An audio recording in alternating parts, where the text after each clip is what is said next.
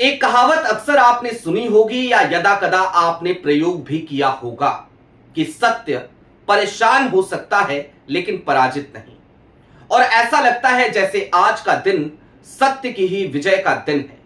एक तरफ जहां यह खबर आई कि सुप्रीम कोर्ट में पवन खेड़ा को बड़ी जीत हासिल हुई, हिमंता बिस्वा शर्मा का सपना टूट गया, हिमंता बिस्वा शर्मा की हेकड़ी निकल गई, तो दूसरी तरफ हाई कोर्ट में राहुल गांधी की बड़ी जीत हो गई। मोदी जी का एक चेला, एक नफरती चेला, आज उसे भी बड़ा झटका लगा हाई कोर्ट में और राहुल गांधी को एक बड़ी राहत नहीं मिली बल्कि बड़ी जीत मिली।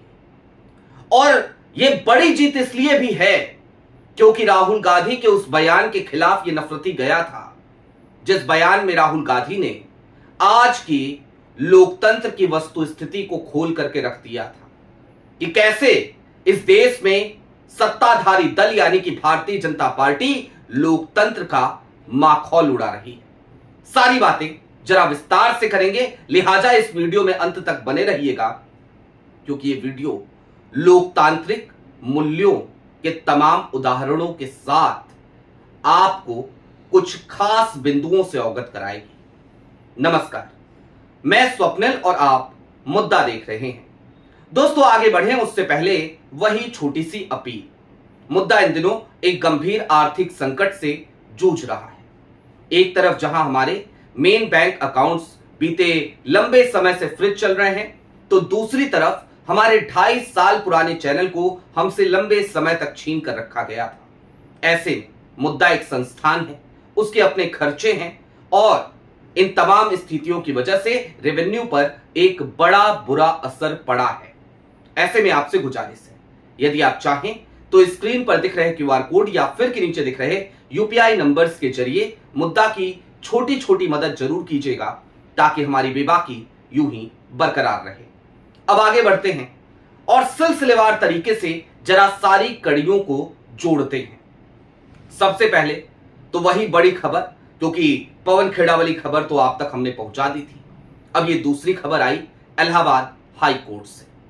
इलाहाबाद हाई कोर्ट ने आज सीधे तौर पर राहुल गांधी के हिस्से में एक बड़ी जीत लिख दी, जस्टिस विक्रम डी चौहान। और इसलिए हमने कहा कि आज 3 ईमानदार जजों ने सत्य को विजय दिलाई है। विक्रम डी चौहान ने क्या कहा उस पर बात करेंगे, लेकिन सबसे पहले आपकी स्क्रीन पर एक खबर है। जी हां, राहुल गांधी को बड़ी राहत।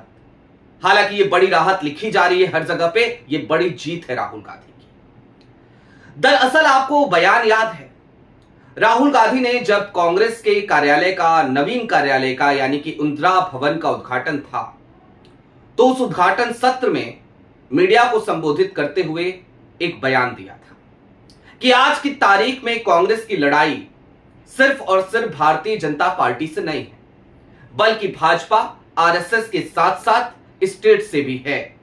और उसके बाद उन्होंने इसे एलोब्रेट किया था, बताया था, ब्रीफ किया था कि दरअसल इस देश की तमाम एजेंसियां जिस तरीके से काम कर रही हैं, इस देश की तमाम एजेंसियां जिस तरीके से अपना मिसयूज होने दे रही हैं, उन तमाम स्थितियों में निश्चित तौर पर यह लड़ाई विपक्ष बनाम पूरे स्टेट की हो जाती है। अब जब राहुल गांधी ने यह बयान दिया तो एक नफरती व्यक्ति है, उसकी कुंडली अभी आपको दिखाऊंगा, किस तरीके का घृणित आदमी है वो भी दिखाऊंगा, लेकिन उस आदमी का नाम पहले जान लीजिए, परिचय जान लीजिए।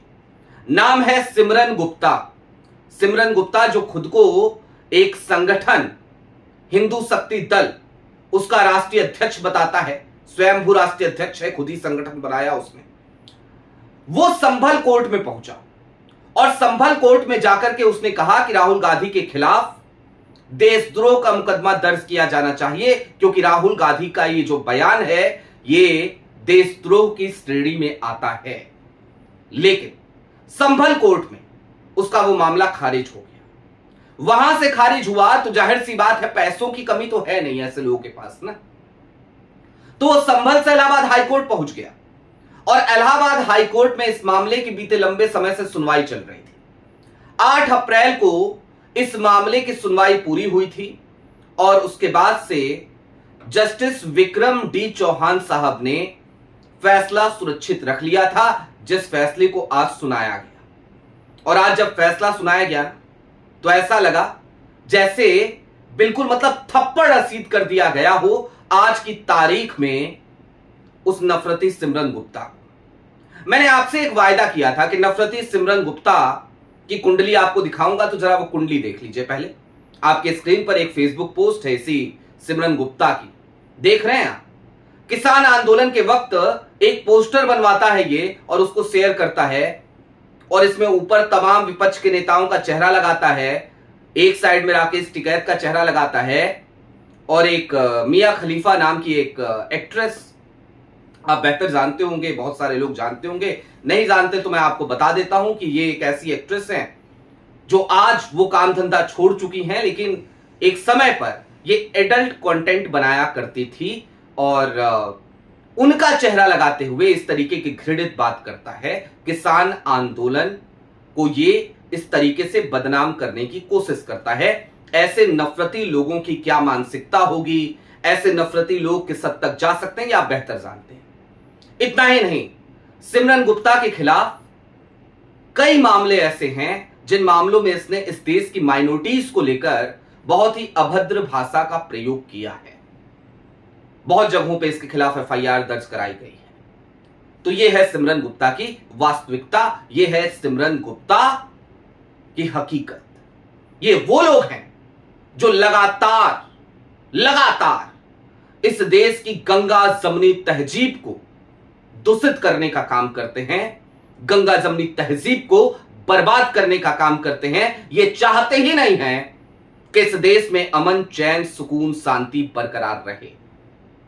अब राहुल गांधी को उस बयान की भी जरा हम खुल करके उस पर बात करेंगे, लेकिन उससे पहले पवन खेड़ा वाले मामले का भी एक संक्षेप में जिक्र कर लेते हैं।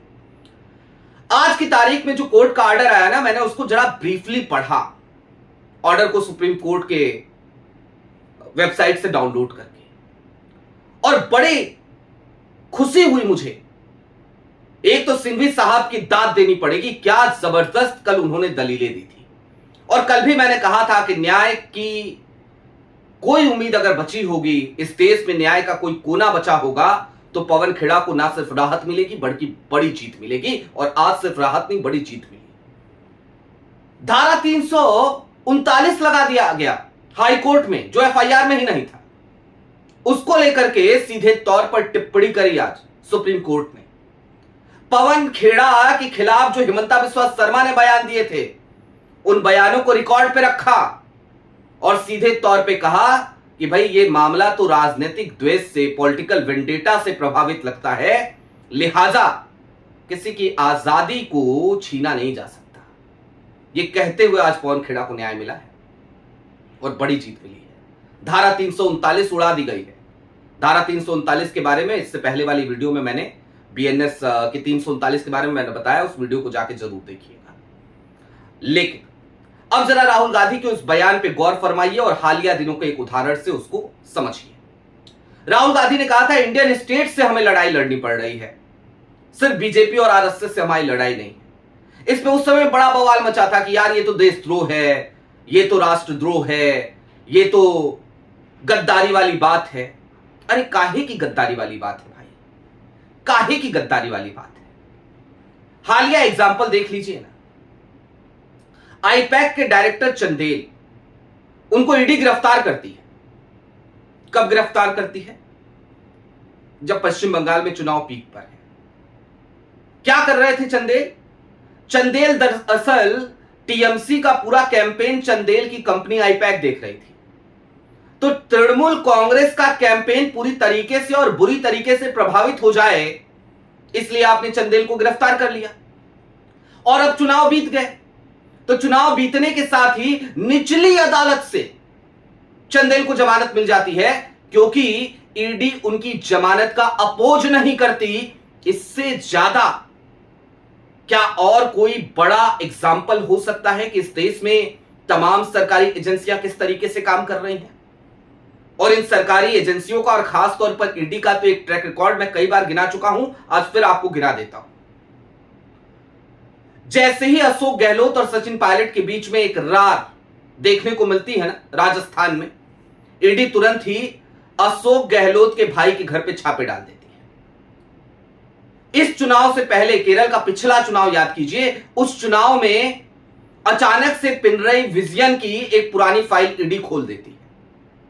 इसी पश्चिम बंगाल चुनाव से ठीक पहले आप याद कीजिए ईडी किस तरीके से टीएमसी के तमाम नेताओं को समन भेज देती है। याद कीजिए 2024 का लोकसभा चुनाव कि अचानक कैसे अभिषेक बनर्जी को उस दिन ईडी बुलाती है जिस दिन इंडिया गठबंधन की एक महत्वपूर्ण बैठक होने वाली थी।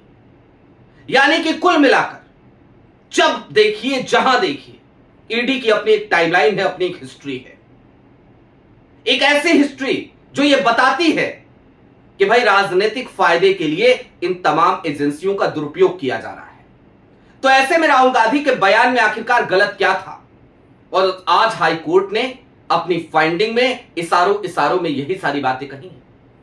उन्होंने सीधे तौर पे कहा कि भाई इसमें कहीं मामला बनता ही नहीं है और देशद्रोह जैसी तो कोई बात ही नहीं है, क्योंकि राहुल गांधी ने जो कुछ भी कहा है, नेता प्रतिपक्ष ने जो कुछ भी कहा है, एलओपी ने जो कुछ भी कहा है, वो एक राजनीतिक बयान है, एक पॉलिटिकल बयान है।